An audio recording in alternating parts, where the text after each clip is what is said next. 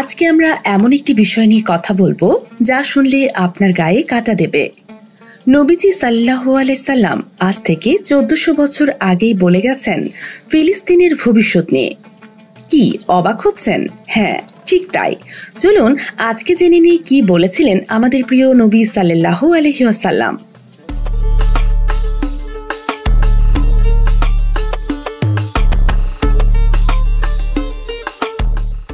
ফিলিস্তিন শুধু একটা দেশের নাম নয়, এটা ইসলামের হারানো ইজ্জতের নাম।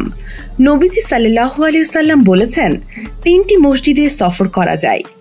আমার মসজিদ মদিনা, মসজিদুল হারাম মক্কা এবং মসজিদুল আকসা ফিলিস্তিন। মজার ব্যাপার কি জানেন? মিরাজের রাতে নবীজি সাল্লাল্লাহু আলাইহি ওয়াসাল্লাম প্রথমে মসজিদুল আকসায় গিয়েছিলেন। তাহলে বুঝতেই পারছেন ফিলিস্তিনের মাটি কতটা পবিত্র।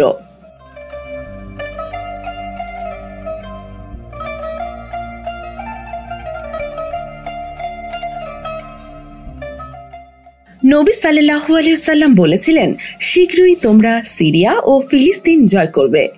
খলিফা উমর রাদিয়াল্লাহু তাআলা এর সময়ে এই ভবিষ্যৎবাণী সত্যি হয়। মুসলমানরা বিজয়ী হয়ে ইসলামিক শাসন প্রতিষ্ঠা করে ফিলিস্তিনে।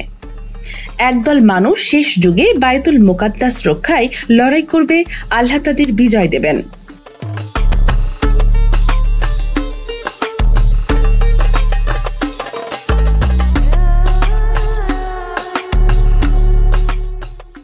আজকে আমরা যা দেখছি, ইসরায়েল ফিলিস্তিন যুদ্ধ, এটা কি সেই ভবিষ্যৎবাণী না?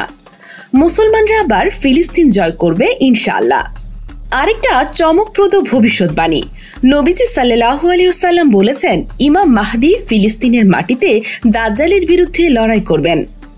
মানে কি দাঁড়ালো? ফিলিস্তিন শুধু আজকের যুদ্ধের জায়গা নয়, এটা কিয়ামতের আগের বড় যুদ্ধেরও জায়গা।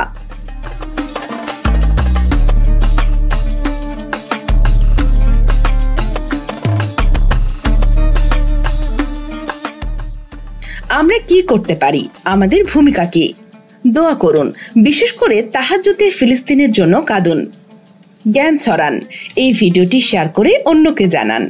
সাহায্য করুন, যে কোনোভাবে ফিলিস্তিনিদের পাশে দাঁড়ান।